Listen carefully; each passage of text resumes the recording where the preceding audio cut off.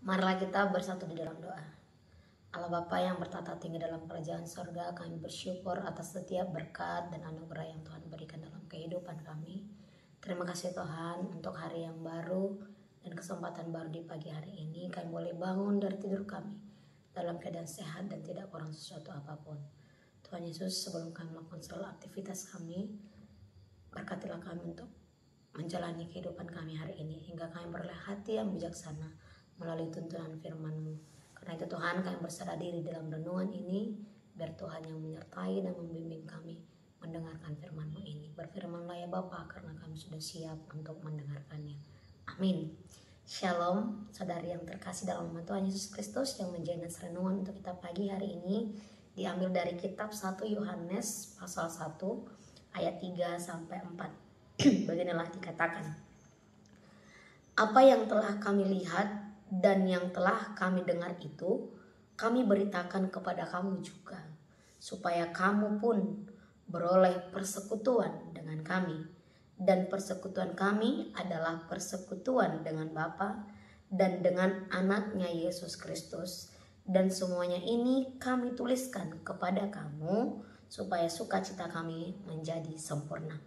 Nah huida jalanahu bege hami ido binaritahon nang tuhamu asa marparsauran nang hamu rabdohot hami tu amai do tu anak na Yesus Kristus do parsaurat tai ubahen nang suraton hami hataon tuhamu asa gog halalas nirohamona.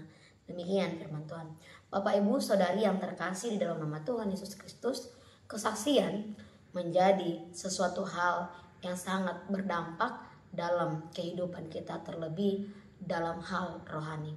Ketika seseorang bersaksi menyatakan kebaikan Tuhan atau pertolongan dalam kehidupannya, tentu itu akan menggugah hati pendengarnya dan juga tentu memberikan hal positif untuk membuat kita semakin percaya dan beriman kepada Allah.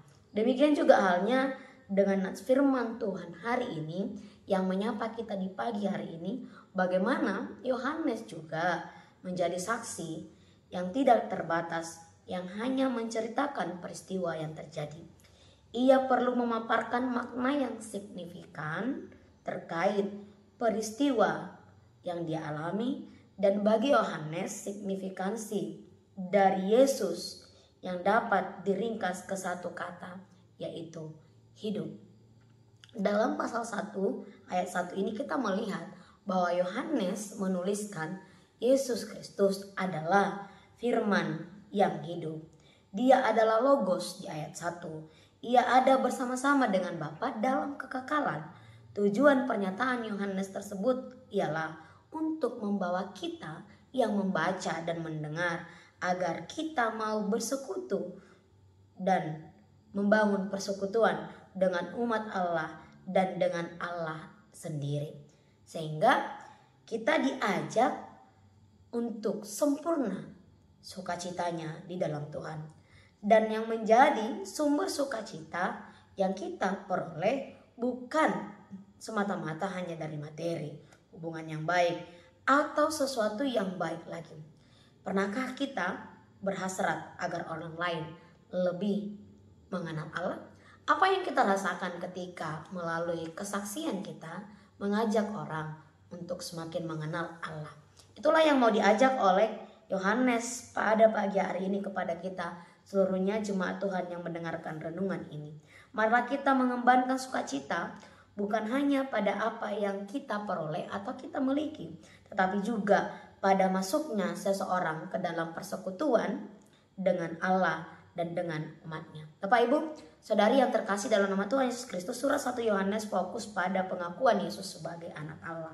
Dia membawa kita ke dalam persekutuan dengan Allah dan dengan sesama. Sehingga Yohanes bersaksi bahwa dirinya beserta para rasul lainnya telah mendengar, melihat, dan menyentuh Yesus Mereka mengakui bahwa Tuhan Yesus adalah sumber kehidupan manusia, sumber hidup rohani dan jasmani. Sehingga pengalaman iman inilah yang indah bersama Yesus yang dituliskan oleh Yohanes agar semakin meyakinkan kita para pembaca, agar kita juga semakin bertumbuh di dalam iman, sehingga kita juga terpanggil menjadi saksi-saksi Kristus dalam kehidupan kita. Kesaksian yang disampaikan mengenai Yesus bertujuan menyatukan kita sebagai umat Allah. Sehingga kita harus meyakini Allah itu adalah Allah yang 100% dan juga sebagai manusia. Inilah yang disaksikan oleh Yohanes yang diberitakan kepada kita. Dan masa kini kita juga diharapkan untuk menyaksikan adanya persekutuan atau hubungan yang mengalir ke seluruh jemaat Allah, yaitu persekutuan kita dengan Allah. Kita bersuka cita dalam persekutuan dengan Allah. Kita juga bersuka cita dalam pengampunan dosa, pengudusan hidup, dan pengharapan akan anugerah kemuliaan dari Allah. Oleh karena itu, Bapak Ibu Saudari yang terkasih dalam nama Tuhan Yesus Kristus, firman hidup telah ada sejak dahulu kala, dan firman itu adalah Yesus itu sendiri yang disaksikan, disampaikan Yohanes dan para rasul kepada kita di pagi hari ini, sehingga kita yang mendengar, melihat, merasa tersentuh, dan orang yang mengalaminya, yang mendengarkannya, yang menyentuhnya seperti yang di ayat 1, itulah yang disaksikan oleh Yohanes melalui renungan ini.